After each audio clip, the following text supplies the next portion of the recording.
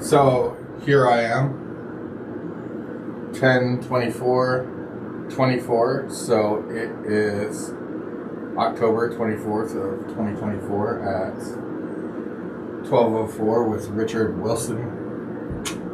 That was a good practice one. That was good. Good practice? Yeah, because now we're going to record. Okay. So I'll say where we are, what time of day, and then I'll say, like, introduce yourself. Okay. And then we'll do with a warm fuzzy, kind of like what CCS is, what people are looking for.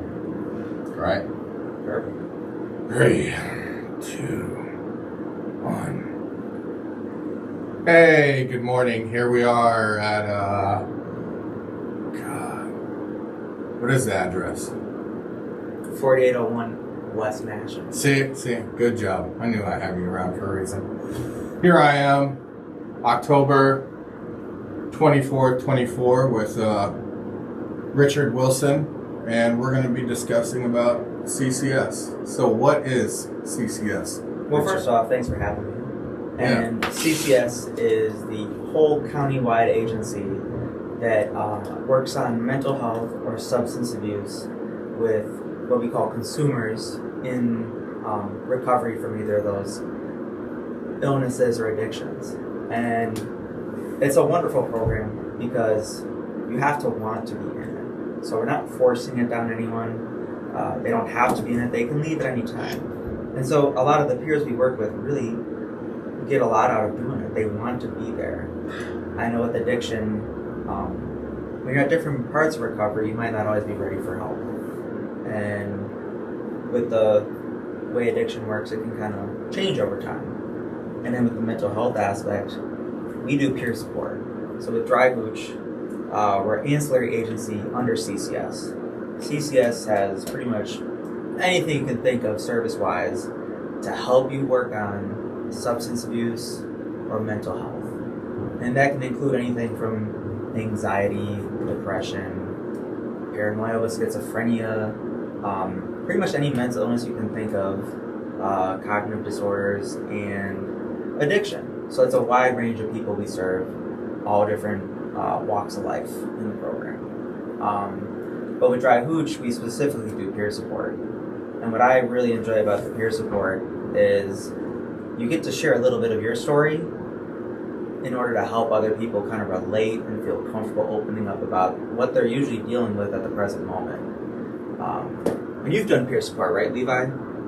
Yeah, I did. Actually, when I went through it, it really helped me a lot, especially as a veteran transitioning into civilian life, because I'm dealing with particularly young men that didn't have a lot of clear role models or, a really big pursuit of a goal in their life to help give them direction.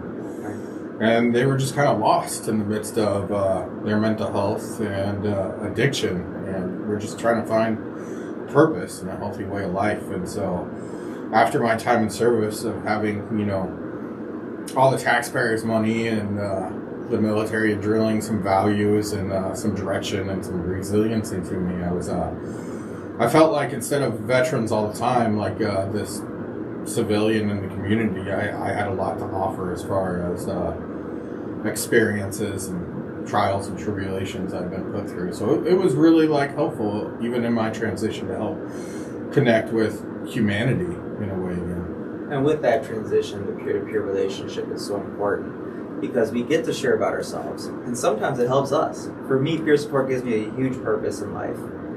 With everything I've been through, it's important to find that purpose and let it kind of grow into what it could be. And I find that purpose either with the peers in the community or doing all the duties as the director of CCS at Dry Hooch. And like I said, the peers sometimes help me get through the day. They kind of, for example, I was vaping and smoking nicotine for a while. And I would talk about the addiction to nicotine because a number of the peers in the program smoke cigarettes. And I would use my examples of slipping up because when they would get in the car, they would see my vape plugged in on the car dashboard or a pack of cigarettes in the cup holder. And they in a way kind of held me accountable because every week I was like, I'm trying to quit. And so I have quit for the best time now. I think since like December, I gave it up. But they keep me accountable, and I keep them accountable in a way. And then with that kind of open trust, anything else can happen from there. Yeah, my relationship with my peers, I mean, sometimes I get bogged down in like just day to day of my own life, and then to hear about how somebody else is going, and at the time I'm like, wow, mine's complicated, but this issue is simple, so we can work on this one and figure it out. And you know, that would help like de-stress me and clear my head, because I'd be able to see what it's like from a different perspective, to look on somebody's own personal issues, and at the same time I was able to back up from mine and not take things personally and disconnect, and able to, you know, lay mine all out on the table and kind of work on them at one, instead of just having it all kind of combined at one. And you know, life kind of seems like that. Like we when we get done with our recovery and we get right into work, and then our life, our relationships and family, and it's all tangled together, you know. And when it's all personal, it's all mixed together, and it just seems like it's one big ball. But you know, also with peer mentorship, you can help them disconnect and look at it from a different perspective, and then from that practice, you can also do it with your life, and that helps out, you know. And it's kind of like you unwind the ball by talking about your own experiences, what's going on with you, and then you look at it from that perspective, and you're like, wow, thank you for being here with me and listening to me, and you just helped me figure out my life by just sharing my experience with you. Funny enough, I even use peer support in a way with just friends in the community that I've had, because when you kind of bond over those deeper issues, and you open up about yourself and they open up about theirs, you can see a lot of what they've been through. And a lot of my friends have gone through traumas. I mean, in the community in general, a large number of people have mental illness, substance abuse, or just kind of struggling in life. And when you open up about that with just a friend, it builds that that connection deeper. It's a deeper level of friendship with that. But with the peers and CCS, it's a little more clinical, yet still effective, because at the end of the day, we're talking about what we went through and how we got out of it, or how we're still working on it. And sometimes that can inspire a peer to make a change. I had one peer that had some hygiene issues, and part of my routine for myself, I like to do a lot of like hygiene stuff, all sorts of stuff, from goat milk soaps, like beard oil, like lots of organic stuff, right? Mm-hmm. And I showed him how to do all this stuff, and now when he gets in the car, he's really proud of his hygiene. He's like, oh yeah, no, I got it taken care of. And with mental illness, or when you have too much on your plate going on, or even addiction, you don't always take care of those hygiene things, or you don't always get errands done and stuff like that. And I think part of our role is to encourage helping them help themselves. Because the goal of the whole CCS program is to get them to be independent enough that they can not need providers. And that's kind of a wonderful idea to have. But I feel like a lot of people get something out of the sessions each week in peer support, and they can go on for years because it's still helping in a way. So what would you say separates peer support from every other job out there? Honestly, I prefer peer support to anything clinical. I got my bachelor's of psychology last year, and I learned a lot about the clinical side of things and mental. I learned so much that I apply to my job as peer support, but I bring it up in a peer support way. So we get to talk about ourselves. If a peer is kind of quiet, part of our role is to get them to open up, and that usually involves maybe a little small talk, and then you kind of work into those deeper issues, and they will open up. And then that's when they really get something out of it. But we do too, because we get that purpose. We're sharing our own story. We're helping them work on theirs. And you'd be surprised how far people go with the help that they receive. Like, there are a lot of success stories in the community. I feel like the news definitely looks at people who are struggling with mental illness, and they do kind of disregard them, even veterans as well, or addiction. And I think that the consensus is kind of changing on that perspective, both clinically and peer-to-peer is we just want to have empathy for people going through stuff. We don't want to enable stuff, but we can still have empathy. Awesome.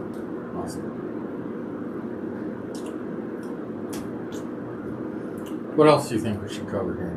Well, in my life, I feel like things have lined up in a lot of opportunities, and I've made the most of them. And it really is a success story. Because when I was 17, I got arrested, and I ended up in jail, and then after that in Mendota Mental Health. And I stayed there for 8 years, almost 9. And while prison was an option for Mendota Mental Health, I was able to get into Mendota Mental Health and really get a lot of good services that helped me to this day. I feel like despite all the trials and tribulations there, I got what I needed out of that time, and I worked on myself, and I worked through my stuff. And then I hit the ground running with college when I got out. But I think it was the second year in college, I had applied to Dry Hooch. And so I came on board. I had just gotten my peer certificate.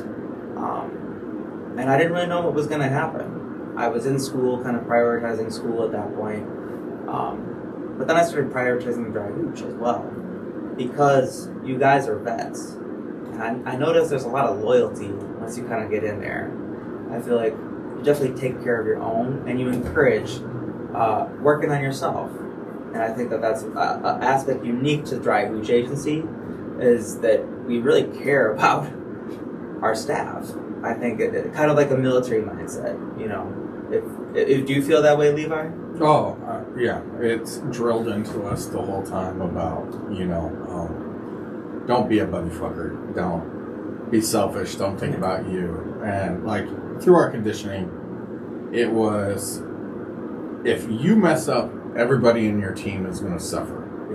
And it's so common with veterans that, we can punish ourselves and put ourselves through grueling torture, but when it comes to taking care of somebody else, we suddenly perk up and we have a mission, to take care of somebody else. And I see it in a lot of veterans. Sometimes they use that to kind of get by as helping other people, but when they look at their own lives and start to dissect it, sometimes it's all over the place. So,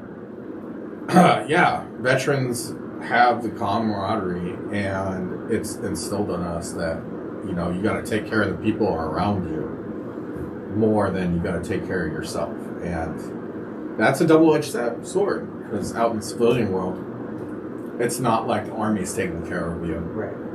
So the mission ends when you hit civilian world.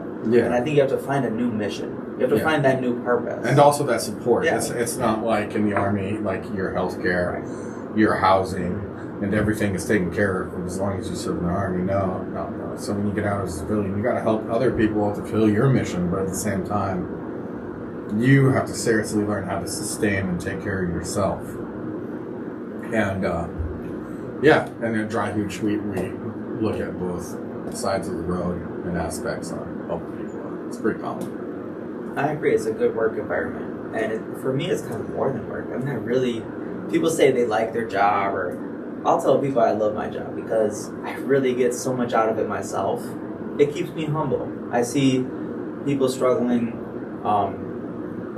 every week. Some of the peers have something going on that they're struggling with, and it reminds me of when I was struggling, when I was in jail, when I had nothing, and when I look at my life and where I've gotten today. It's definitely a success story, but I try to instill that success and that hope in all the peers I work with. Let's stop for a minute and just see where everything's at. So 13:32.